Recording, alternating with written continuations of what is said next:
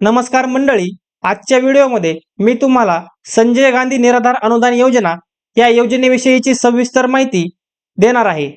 त्यामध्ये तुम्हाला या योजनेअंतर्गत लाभ किती मिळणार, त्यानंतर लाभार्थी कोण असणार, या योजनेपाठीमागचा उद्देश काय आहे, तुम्हाला या योजनेसाठी आवश्यक कागदपत्रे कुठली लागतील आणि अर्ज कुठे करायचा, ही संपूर्ण माहिती या व्हिडिओमध्ये मी देणार आहे। त्यासाठी तुम्ही हा व्हिडिओ शेवटपर्यंत पाहायचा आहे आणि चॅनलला सबस्क्राइब करायचा आहे। चला तर मग बघूयात या योजनेमागचं उद्देश नेमका काय आहे। समाजातील दुर्बल घटकांना अर्थसहाय्य करणं हा या योजनेतील महत्त्वाचा उद्देश आहे।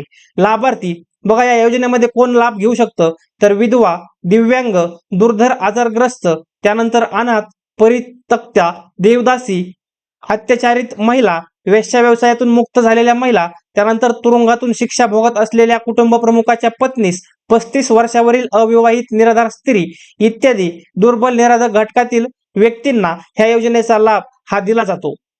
पुढे बघूयात या योजनेसाठी तुम्हाला कुठली कागदपत्रे आवश्यक लागणार आहेत। तर विहित नमुन्यातील अर्ज, त्यानंतर वयाचा दाखला, किमान 18 ते 65 वर्ष या योजनेमध्ये तुम्हाला सहभागी व्हायचं असेल तर वय लागणार आहे। त्यानंतर किमान 15 वर्षापासून महाराष्ट्र राज्याचा रहिवासी तुम्ही असणं आवश्यक असणार आहे। त्यानंतर विधवा महिला अर्जाकरिता पतीचा मृत्यू दाखला हा लागणार आहे।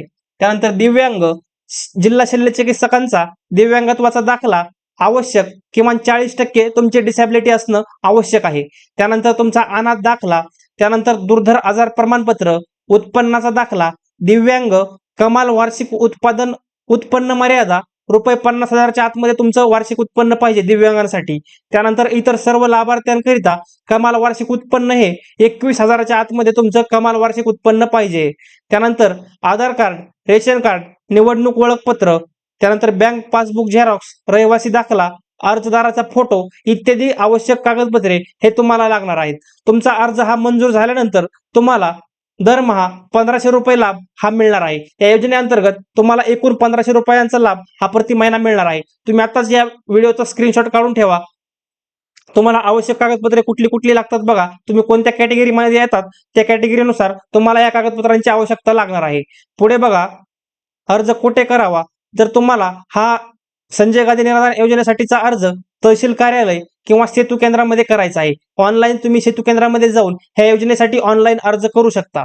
तर अशा प्रकारे संजय गांधी निराधार अनुदान योजनेविषयीची माहिती या व्हिडिओमध्ये मी तुम्हाला थोडक्यात दिलेली आहे। तर व्हिडिओ आवडला असेल तर व्हिडिओला लाईक करा आणि अशाच नवनवीन योजनांच्या माहितीसाठी आत्ताच आपल्या YouTube चॅनलला सबस्क्राइब करा। धन्यवाद।